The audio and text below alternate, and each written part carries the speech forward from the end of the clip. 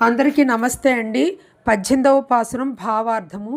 శ్రీకృష్ణుని నిదుర నుండి లేపుటను నీలాదేవిని లేపుట మరచియుండుటచే నీలాదేవినే ప్రత్యేకముగా లేపుట ఉచితమని మదజలము స్రవించడి దర్పమున్న బహుగజ సమూహములతో ఓడకుండినట్టి భుజబలము కలిగిన నందగోపాలుని యొక్క కోడలివి అయిన ఓ నప్పిన్న పిరాట్టి నీలాదేవి, సుగంధ పరిమళము ఒలకించు కుంతములు గలదాన, కవాటమును తెరువుమా.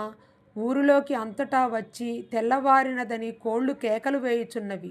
నీ రాక కొరకై బండి గురివింద పందిరిపై నుండి చాలాసేపటి నుండియే అనేక మార్లు కోకిలల సమూహములు కూయుచున్నవి.